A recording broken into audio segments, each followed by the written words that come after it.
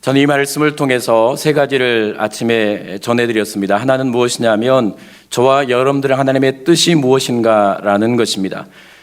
적들의 침공에 두려워 떠는 여호사밧과 백성들에게 하나님께서 말씀을 주십니다. 너희는 두려워하지 말라. 이 전쟁은 너희에게 속한 것이 아니고 나에게 속한 것이다. 내가 너희를 위해 싸울 것이고 너희를 구원할 것이다 라는 말씀을 해주시는 것이죠. 그리고 하나님은 그 말씀대로 대적들을 물리쳐 주십니다.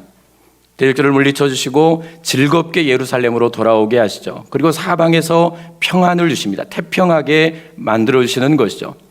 우리가 먼저 기억해야 될 것은 저와 여러분들을 향한 우리를 향한 하나님의 뜻은 두려움이 아니고 고난이 아니고 평강이고 즐거움의 삶이라는 사실을 우리가 꼭 먼저 믿고 기억하고 살아야 될 줄로 믿습니다. 이 뜻은 누가 이루시는가? 두 번째는 오늘 이스라엘 백성들, 유다 백성들이 전쟁을 해야 하는데 그들이 한 일이 아무것도 없습니다. 물론 그들이 한 것이 있지만 전쟁을 위해서 한 일이 없다라는 사실입니다. 오늘 22절, 23절 말씀 보면 하나님께서 복병을 두시고 연합군들을 물리쳐 주시고 서로 죽고 죽이게 하는 이 전쟁을 통해서 모든 대적들을 물리쳐 주시죠.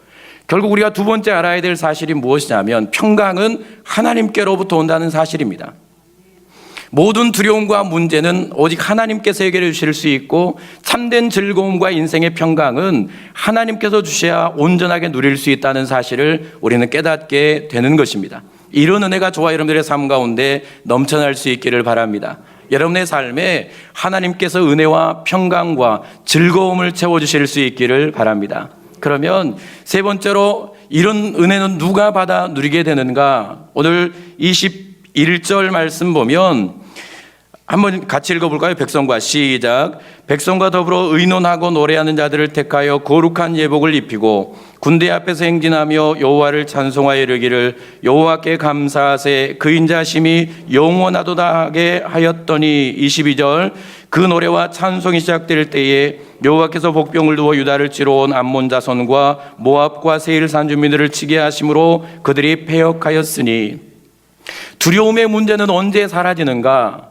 우리를 고통스럽게 하는 고난의 문제와 우리의 인생의 장애물들은 언제 하나님께서 사라지게 하시는가? 오늘 말씀 그대로 감사 찬송을 시작할 때 하나님께서 대적을 물리쳐 주시죠.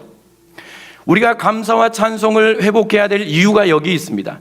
감사하며 하나님의 인자하심을 찬양하며 감사 찬송으로 늘 회복하고 살아야 될 이유는 우리의 입술로 감사 찬송이 흘러나올 때 하나님께서 우리의 인생에 앞에 행하시면서 우리의 모든 문제를 해결하시고 우리의 길을 형통하게 열어주신다는 사실을 우리는 분명하게 기억할 필요가 있는 것입니다. 우리는 감사의 능력을 알았고 왜 감사해야 하는가? 왜 찬송을 드리며 살아야 하는가?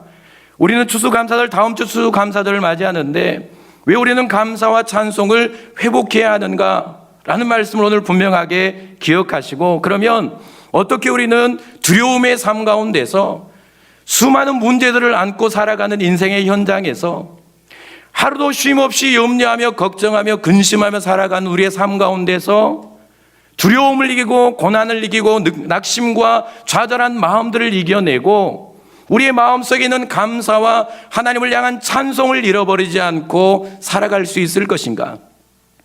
어떻게 다시 잃어버린 감사와 찬송을 회복할 수 있는가? 평생 하나님 앞에 감사하며 찬송하며 그렇게 감사하며 찬송하는 자에게 주시는 이 형통한 길을 누리며 살아갈 수 있는가라는 것입니다. 첫 번째는 우리가 가장 먼저 기억해야 될 것은 무엇이냐면 1절부터 4절까지 말씀입니다. 한 사람이 모압과 암몬과 마온 사람들이 유다를 침공하러 온다는 사실을 여호사밧 왕에게 알려줍니다. 그 소식을 듣는 순간 왕은 두려움에 떨게 되죠. 온 백성이 두려워하며 떨게 됩니다. 그 두려움 가운데서 두려움이 마음에 급습해 올 때, 고통과 고난의 현장에서 두려움이 마음에 급습해 올 때 왕과 백성들이 가장 먼저 한 일이 무엇인가 하면 3절 말씀, 여호사밧이 두려워하여 여호와께로 낯을 향하여 간구하고, 왕이 가장 먼저 한 일은 얼굴을 하나님께로 향했다라는 것입니다. 다른 것을 보지 않은 것이죠. 얼굴을 하나님께로 향하고 하나님께 간구하는 것이죠. 그리고 온 유다 백성이 금식하라고 공포합니다. 그리고 난 다음에 4절 말씀 보면 유다 사람이 여호와께 도우심을 구하려 하여 유다 모든 성읍에서 모여와서 여호와께 간구하더라. 모든 사람들이 여호와의 전으로 모여와 하나님 앞에 간구합니다. 그 간구하는 내용은 5절부터 12절까지 기록이 되죠. 자신들의 연약함을 고백하고 하나님의 능력을 찬송하며 그렇게 자신들을 구원해달라고 기도하는 것입니다.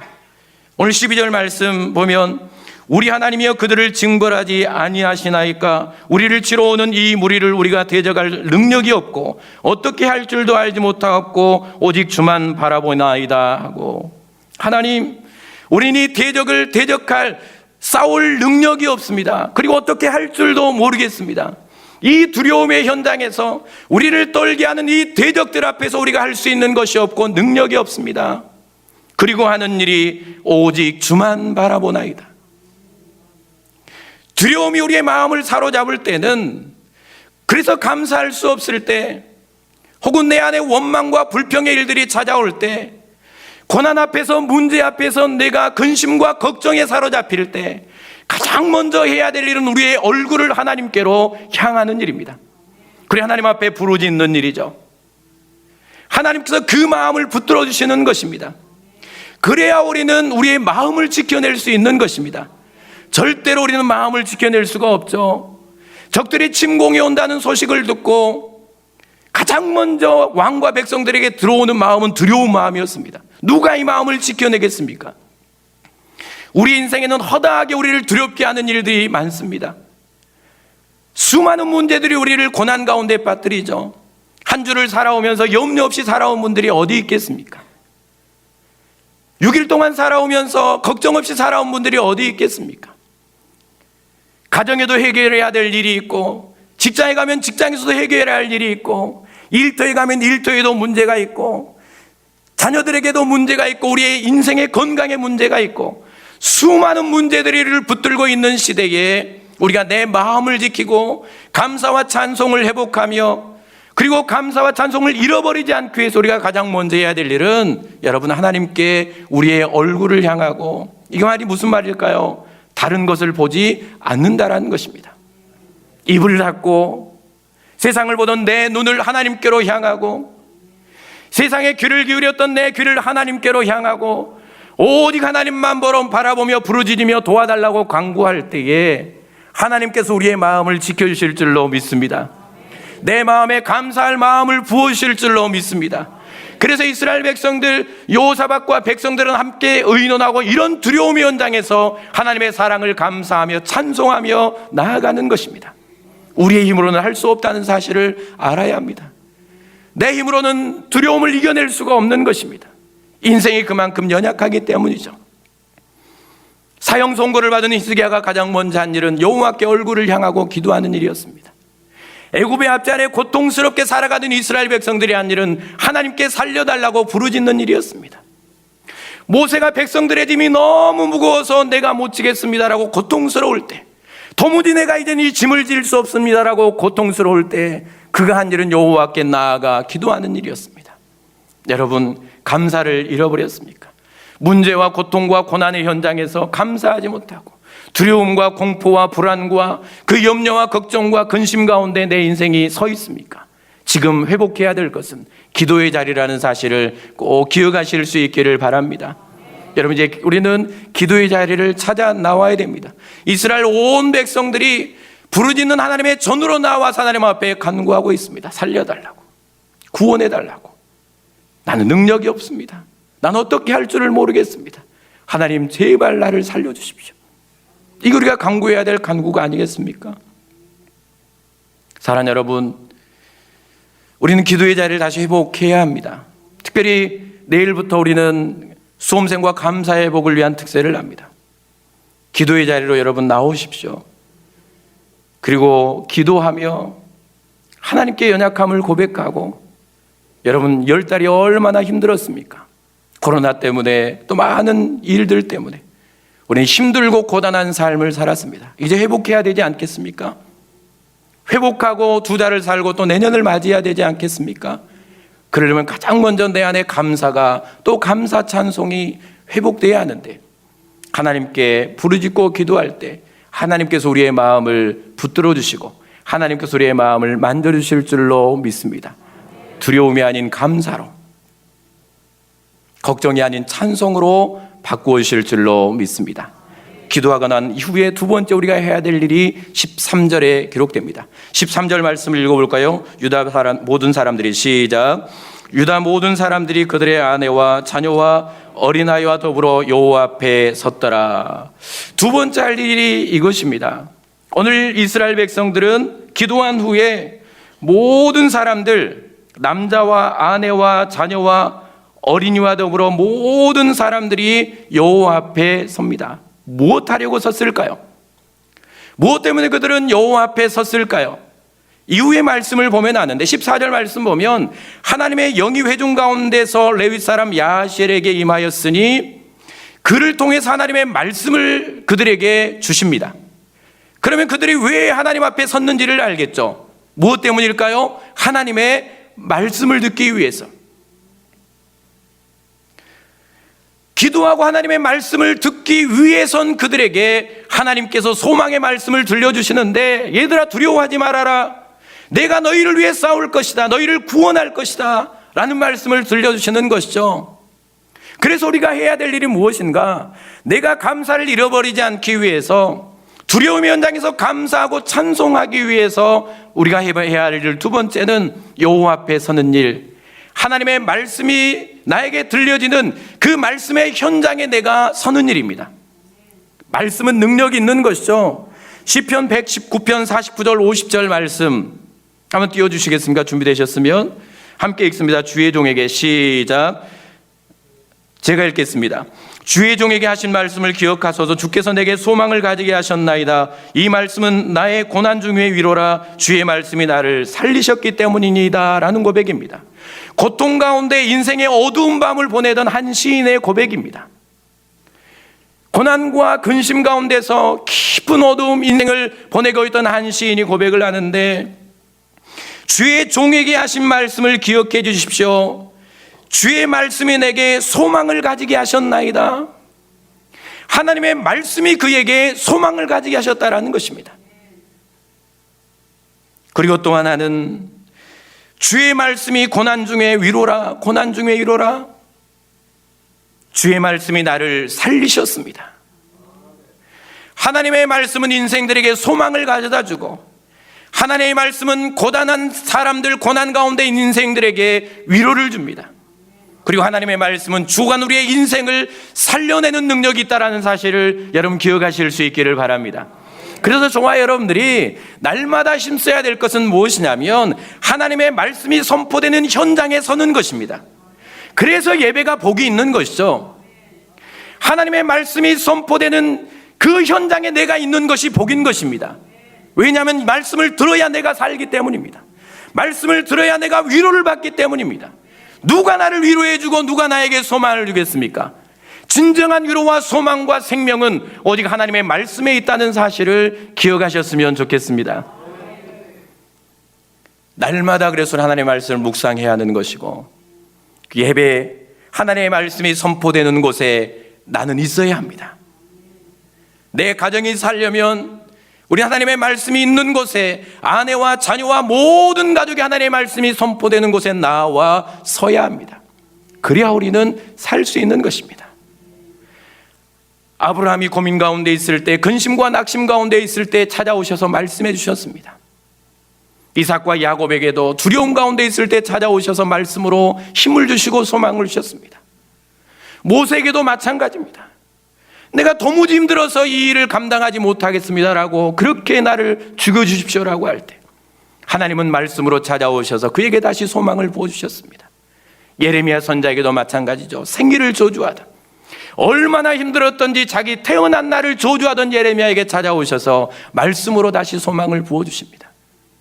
사랑하는 여러분, 말씀이 나의 능력이고, 말씀이 나의 소망이고, 말씀이 나의 위로고, 말씀이 나의 생명입니다. 그래서 여러분, 우리가 두 번째 꼭 해야 될 일은 하나님의 말씀 앞에 서는 일. 늘 여호와가, 하나님께서 우리에게 말씀을 선포해 주시는 그곳에 있는 복된 저와 여러분들이 꼭 되실 수 있기를 바랍니다. 세 번째, 그럼 우리는 세 번째는 어떻게 해야 될 것인가? 하나님의 말씀을 듣고 말씀 앞에 겸손하게 엎드려야 합니다. 소망의 말씀이 들려오잖아요. 18절, 19절 말씀을 함께 읽어보겠습니다. 18절, 19절입니다. 여호사밧이 시작.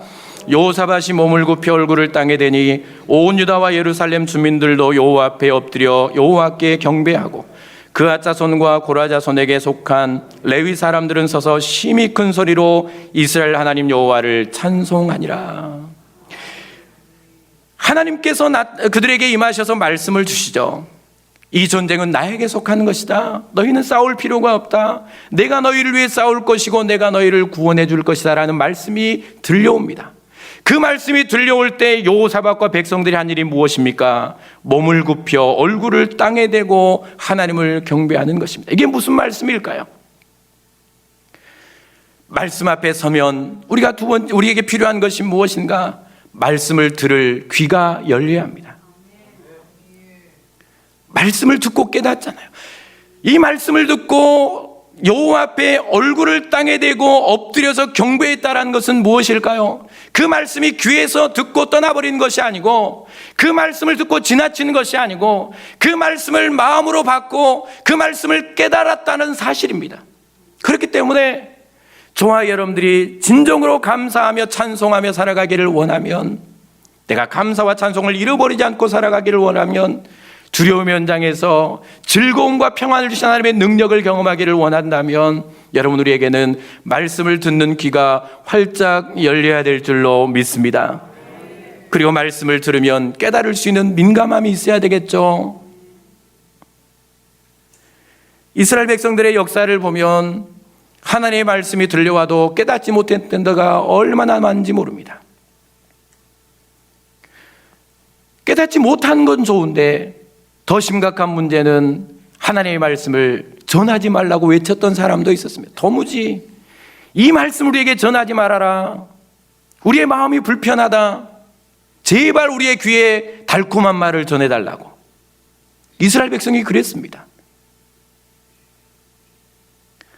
아무리 많은 말씀이 들려와도 내가 그 말씀을 깨달을 영적 민감함이 없으면 아무 소용이 없는 것입니다. 심지어 어떤 분들은 말씀으로 자신을 쳤다고 말하니까 이스라엘 백성들과 똑같지 않습니까? 말씀이 들려올 때는 그 말씀 앞에 무릎 꿇을 수 있는 겸손함이 저와 여러분들에게 필요한 줄로 믿습니다. 말씀을 깨달을 수 있는 영적인 민감함, 그리고 또 하나, 얼마나 이 말씀 앞에 감동을 받았으면 얼굴을 땅에 대고 엎드려 경배하며 찬송했겠습니까? 오늘 19절 잘 끝에 보면 이스라엘 하나님 여호와를 찬송하니라. 이제 찬송이 쏟아져 나오는 것이죠. 이게 어떤 역사일까요? 그러던 하나님 앞에 두려움 가운데 부르짖었습니다. 그리고 말씀을 듣기 위해 하나님 앞에 섰죠. 그 마음이 열린 것 아닙니까? 그리고 하나님의 말씀이 들려올 때 그들은 하나님의 말씀을 들을 귀가 있었습니다. 그리고 영적인 민감함이 있었죠. 아, 이게 우리를 향한 말씀이구나. 하나님께서 우리에게 소망을 주시는구나. 하나님의 뜻이 이런 거구나. 우리는 멸망하지 않는구나. 하나님께서 다시 우리를 살려주시는구나. 그렇게 깨닫는 민감함이 있었습니다. 그렇게 깨닫고 말씀을 들을 때 그들의 마음속에 엄청난 감동이 밀려오는 것입니다. 하나님의 감동이 저와 여러분들에게 필요합니다. 무엇을 통해 우리는 감동을 받을 수 있을까요? 하나님의 말씀입니다. 진짜 감동은 하나님의 말씀을 통해 받는 감동입니다. 간증이 아니고. 하나님의 말씀에 감동을 받을 때 그들의 입에서 자연스럽게 흘러나오는 것이 찬송이었습니다. 그리고 감사죠. 여호와의 인자하심을 찬양하며 나아가는 것입니다. 우리에게 하나님의 감동이 필요한 줄로 믿습니다. 그러니 우리의 마음이 활짝 열려 있어야 되겠죠. 나는 말씀 앞에 어떻습니까? 말씀이 들려올 때 나는 민감하게 깨닫습니까? 아, 나를 위한 말씀이구나. 하나님이 나에게 주신 말씀이구나. 하나님이 나를 사랑하셔 주신 말씀이구나. 하나님이 말씀으로 다시 나에게 소망을 주시는구나. 하나님이 나에게 위로해 주시는구나. 하나님이 나를 또 책망하시는구나. 그리고 그 안에 엄청난 감동과 감격이 밀려옵니다. 그러면서 두려움 가운데서 찬송을 하게 되는 것입니다. 이게 하나님의 역사입니다. 누가 이렇게 할 수 있겠습니까? 오직 하나님만이 우리 가운데 임재하실 때, 하나님의 말씀이 주의 영으로 충만하게 우리 가운데 역사하실 때, 두려움 가운데서도 우리는 감사하며 찬송하며 살아가게 될 줄로 믿습니다. 이런 역사가 저와 여러분들에게 있을 수 있기를 바랍니다. 그러니까 마음이 잘 준비돼야 되겠죠. 감동을 받으려면 싸우지 말고 오시고, 미워하는 사람 없어야 하고, 원망의 마음 없어야 되는 것이고, 그래서 예배하러 나올 때 제일 중요한 것은 우리의 마음을 지키는 것입니다. 말씀을 들을 때 마음의 바치를 잘 지키고 나와야 합니다. 말을 적게 하시고, 잡담을 줄이시고, 깊은 묵상을 하시고, 예배하기 전에 할 말 다 하고 싸울 것 다 싸우고, 그렇게 올라오면 여러분 1시간 말씀을 들어도 우리의 마음이 안 열릴 때가 있습니다.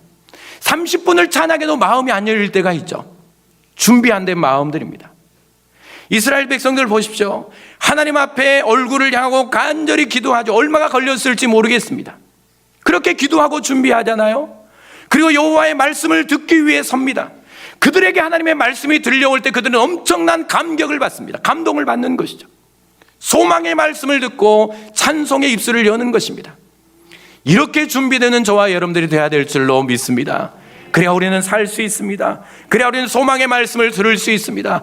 그것이 그래야 이 말씀이 나에게 주시는 말씀이라는 이 믿음으로 우리는 말씀 앞에 무릎 꿇을 수 있는 것입니다.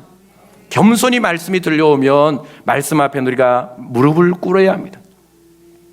어떤 말씀이 들려오더니 그 말씀 앞에 얼굴을 땅에 묻고 무릎 꿇는 사람이 소망이 있는 사람입니다. 그러나 말씀이 들려올 때 무릎 꿇지 못하는 사람은 소망이 없습니다. 꼭 기억하셔서 하나님의 말씀을 들을 귀를 주시고, 하나님의 말씀을 깨달을 영적 민감함을 주시고, 하나님께서 말씀이 나에게 들려올 때 한없는 감동을 하나님 내 마음에 허락해 달라고 여러분 간구하시고, 그래서 우리의 입술에 자연스럽게 하나님을 찬송하는 찬송이 흘려 넘치는 역사가 일어날 수 있기를 바랍니다. 마지막, 그리고 난 이후에 우리가 이제 남은 삶을 어떻게 살아갈 것인가, 20절 말씀 함께 읽습니다. 이해 시작. 아침에 일찍 일어나서 두가 둘로 나가니라. 나갈 때 여호사밧이 서서 이르되 유다와 예루살렘 주민들아, 내 말을 들을지어다. 너희는 너희 하나님 여호와를 신뢰하라. 그리하면 견고히 서리라. 그의 선자들을 신뢰하라. 그리하면 형통하리라. 마지막 우리가 해야 될 일은 여호와 하나님을 신뢰하는 일입니다. 무엇을 신뢰할까요? 아까 말씀드렸던 대로 이스라엘 백성들처럼 우리를 향한 하나님의 계획을 신뢰하는 것입니다. 절대로 하나님은 우리를 멸망하도록 내버려 두지 않으신다. 하나님 우리를 두려움의 모든 문제를 해결해 주신다. 하나님이 말씀하셨기 때문에 우리를 향한 하나님의 계획을 신뢰하는 것이죠. 우리의 인생의 마지막에는 천국이 우리를 기다리고 있습니다.